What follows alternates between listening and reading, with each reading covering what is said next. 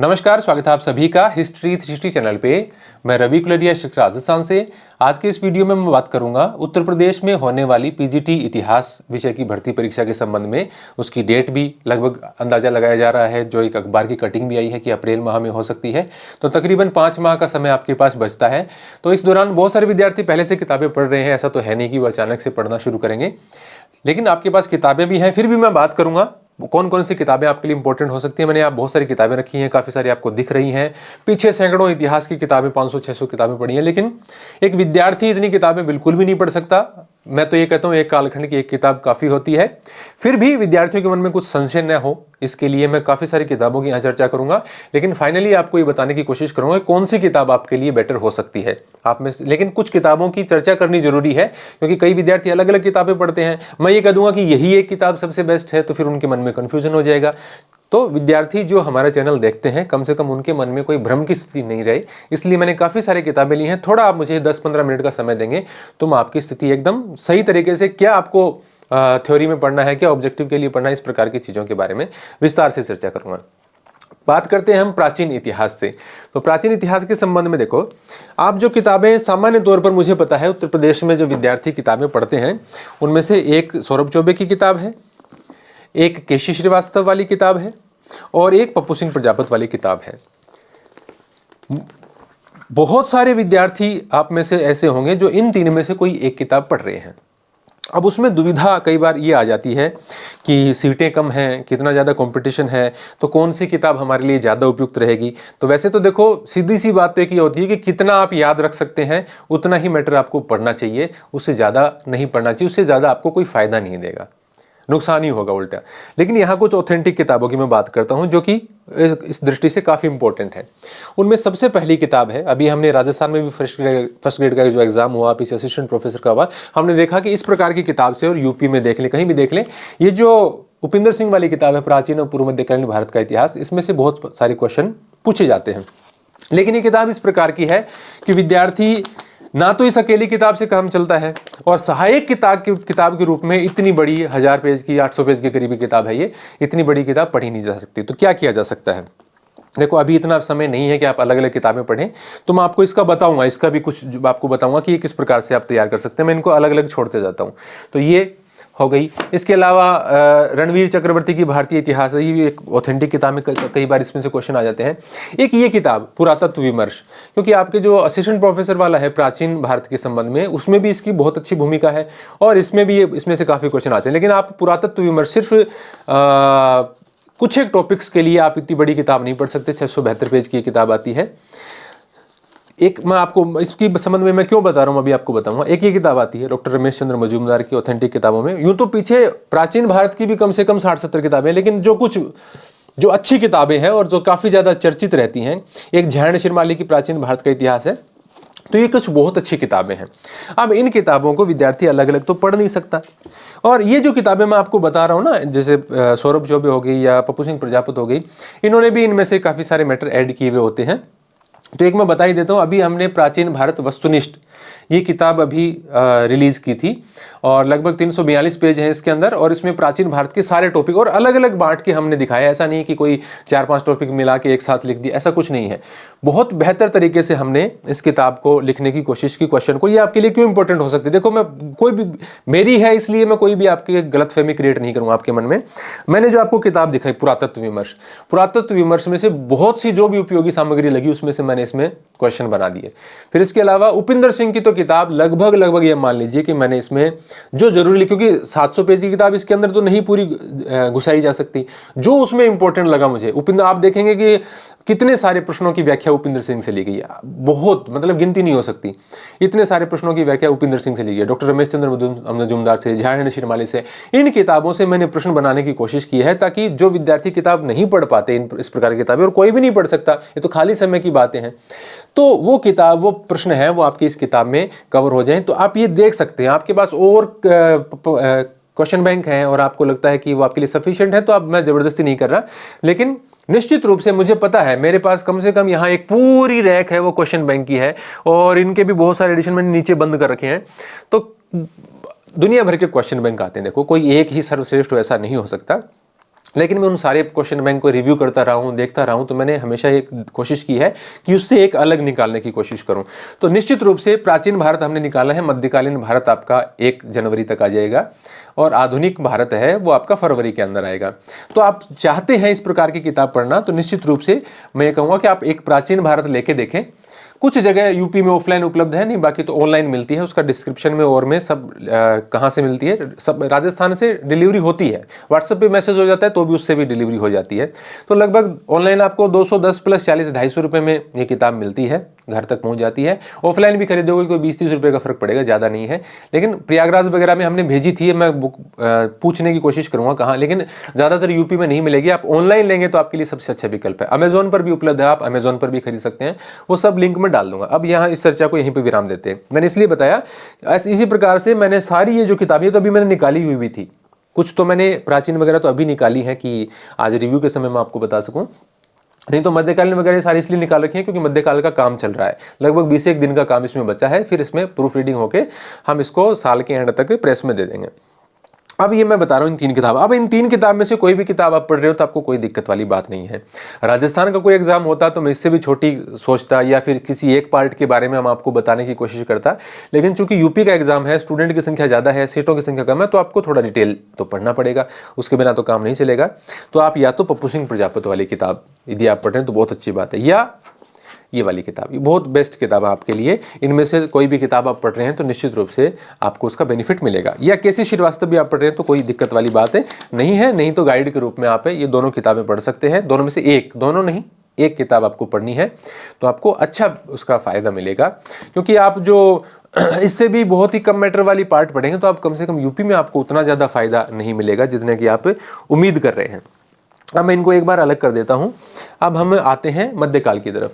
मध्यकाल में देखिए ऑथेंटिक किताबों की आप बात करेंगे तो ये मूल रूप से जो मैं बता रहा हूं आपको, जो नेट वगैरह में और पीजीटी में, असिस्टेंट प्रोफेसर में ज़्यादा काम आती हैं, उसमें 2 तो ये हरिश्चंद्र वाली किताबें हैं।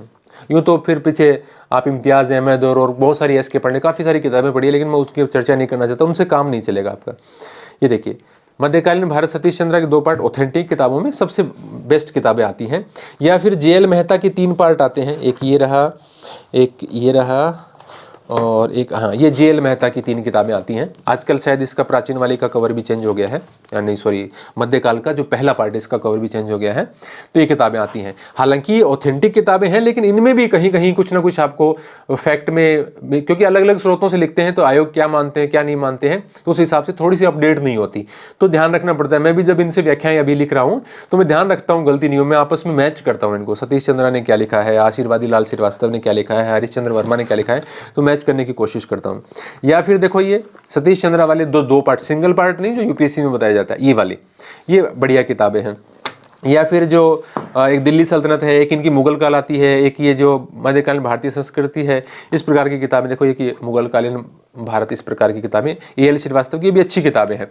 लेकिन इनमें से कोई भी किताब मैं ये कहूँ कि सिर्फ आप सतीश चंद्रा लेके यूपी के एग्जाम में उतर जाइए या जेएल मेहता लेके यूपी के एग्जाम में उतर लीजिए, वो उतनी ज़्यादा आपके लिए फायदेमंद नहीं होगी। जिस प्रकार के फैक्ट पूछे जाते हैं आपके पीछे का भी आप रिकॉर्ड देखें तो उसके लिए आपको गाइड की जरूरत तो पड़ जाती है।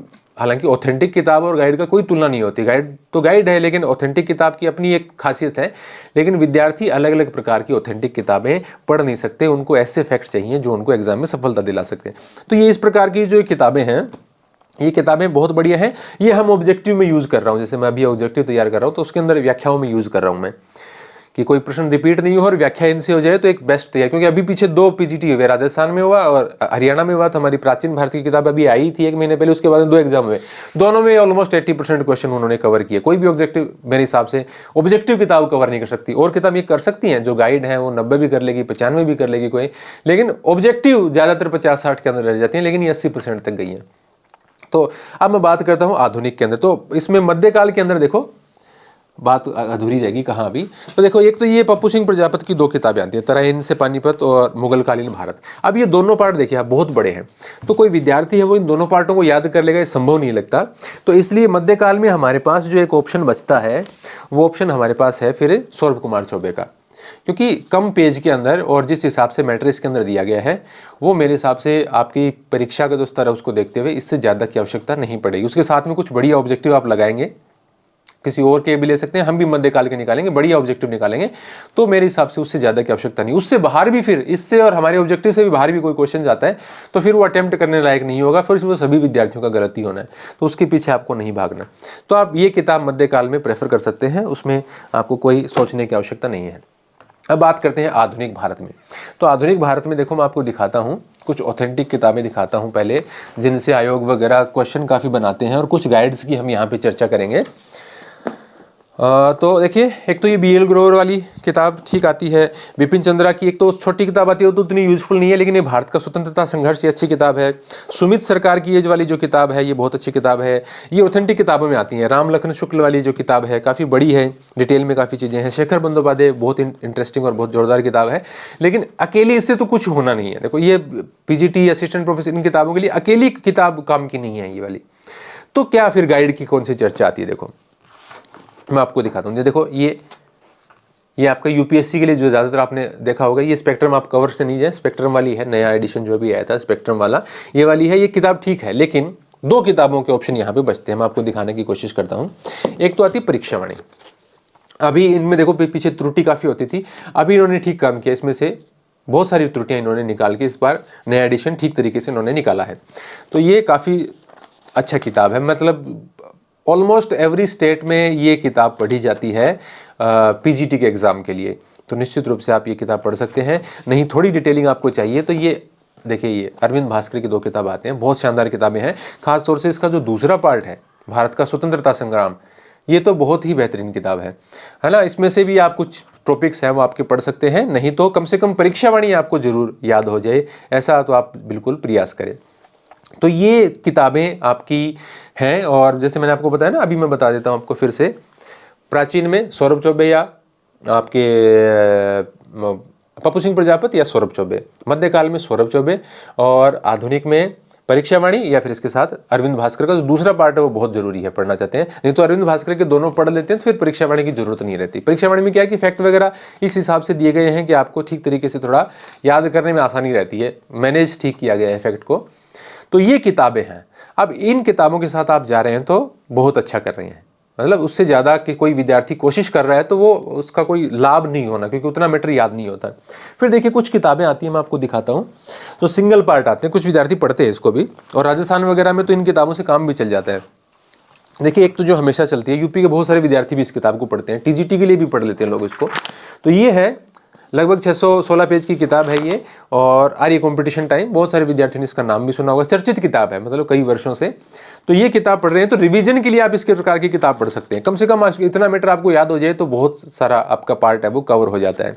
नहीं, एक अभी आई है, या पीछे देखो, ये आई थी, पप्पू सिंह प्रजापति की किताब भी आई थी पीछे। ये थोड़ी बड़ी किताब है उसकी तुलना में, तो इसमें भी बढ़िया मैटर दिया गया है तीनों कालखंड के लिए। लेकिन रिवीजन फिर ये वही आता है कि अकेली यही पढ़ें तो फिर काम चले। ऐसी एक किताब आई है नाथ पब्लिकेशन की कि अकेली यही पढ़ें, तो ये भी 800 पेज से ज़्यादा की किताब है, 850 पेज के करीब की, क्योंकि ये रिवीजन बुक नहीं है। अगर रिवीजन बुक के रूप में यूज़ करें तो ये भी थोड़ी बड़ी है, लेकिन इससे ज़्यादा रिवीजन का फिर रिवीजन नहीं होता, फिर वो तो पूरी डिटेलिंग ही हो गई। तो थोड़ी डिटेलिंग के साथ आप सोचते हैं कि एक ही किताब पढ़ के जाएँ तो फिर आप इस प्रकार की कोई किताब पढ़ सकते हैं। लेकिन यूपी में क्या होता है कि सीटें कम है, कॉम्पिटिशन बहुत ज़्यादा है, फॉर्म बहुत ज़्यादा लगते हैं, तो उसके कारण मैं कहूँगा कि थोड़ा आपको बेटर तैयारी करनी होगी। नहीं तो फिर क्या है कि एग्ज़ाम देने से कोई फ़ायदा नहीं होता, फिर आपका सिलेक्शन ही नहीं होता। और ये भी आपकी कोशिश रहेगी, क्योंकि आपकी तुरंत अभी मेरे हिसाब से इसके बाद में एक और वैकेंसी अच्छी आनी चाहिए यूपी के अंदर, तो उस हिसाब से आप तैयारी करें कि आपका सिलेक्शन हो। तो काफ़ी सारी मैंने किताबों में यहाँ पर दिखाई, लेकिन उसका मतलब ये नहीं है कि आपको वो पढ़नी है। जो एक एक किताब मैंने आपको बताई है वो किताबें आपके लिए पढ़नी ज़्यादा ज़रूरी है, क्योंकि उससे ज़्यादा मैटर फिर आपको याद नहीं होता। और प्राचीन में जो किताब बड़ी दिख भी रही हैं आपको, जैसे सौरभ चौबे या पप्पू सिंह प्रजापति, उनमें भी बहुत कई सारे टॉपिक ऐसे हैं जो आपके उसमें तो है, जो प्राचीन भारत का आपका असिस्टेंट प्रोफेसर का एग्जाम उसमें तो है, लेकिन ये जो PGT का पेपर है उसमें सारे टॉपिक नहीं है। मतलब आपके सिलेबस के जो टॉपिक हैं और किताब में ज़्यादा टॉपिक हैं, तो किताब का कई सारा पार्ट आपको नहीं पढ़ना होता, छोड़ देना होता है। तो पहले आप इंडेक्स देख के मार्क करें कि ये टॉपिक अपने सिलेबस वाले हैं, बाकी के क्रॉस लगा के उतना पार्ट ही आप अच्छे तरीके से तैयार करें। तो ये बहुत, या फिर आप टेस्ट देना चाहते हैं तो टेस्ट भी हमारी एप्लीकेशन हिस्ट्री 360 पे दे सकते हैं। यदि आपको ऑनलाइन टेस्ट देने में रुचि है तो आप दे सकते हैं। एक 3700 प्रश्नों की 3800 प्रश्नों की टेस्ट सीरीज है, वो आप दे सकते हैं यदि आपकी इच्छा है तो। अभी मैं आपको बता रहा हूँ कि 6-7 8 अभी जो दिसंबर है उस पे उसमें ऑफ़र है बिल्कुल रीजनेबल प्राइस में, कोई 200 रुपये के आसपास हम उसमें ऑफ़र में रहता है, यूँ तो थोड़ी सी महंगी रहती है, लेकिन तब आप ले सकते हैं। तो आपको निश्चित रूप से, यदि आपकी इच्छा है, यदि आप ऑनलाइन टेस्ट देना ही चाहते हैं, तो मेरे हिसाब से हमने बहुत अच्छे तरीके से काम किया है, नहीं कोई उसकी ज़्यादा आवश्यकता नहीं। तो किताबें बढ़िया तरीके से पढ़िए, हो सकता है जल्दी ही ऑफिशियल नोटिफिकेशन भी आ जाए आपकी एग्जाम डेट को लेकर।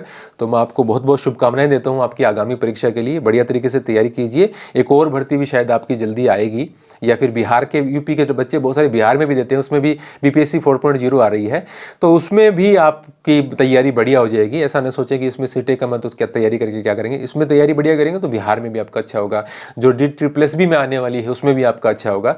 तो कई सारे एग्जाम, क्योंकि थोड़े थोड़ी पोस्ट आते हैं तो कई जगह ट्राई करने पर हमारा काम बनता है। तो ये एक ही बार में हम ऐसी तैयारी करें कि सभी जो सेंटर की वैकेंसी हैं या आसपास के स्टेट की वैकेंसी हैं वो कवर हो जाए। राजस्थान में भी बहुत सारे यूपी के विद्यार्थी फॉर्म लगाते हैं, तो सारी चीज़ें आपकी एक साथ कवर हो जाएं, ऐसा मैटर आपको पढ़ना चाहिए। तो आपको वीडियो कैसा लगा है कमेंट करके जरूर बताएं। नए हैं तो हमारे चैनल को सब्सक्राइब कर लें। धन्यवाद।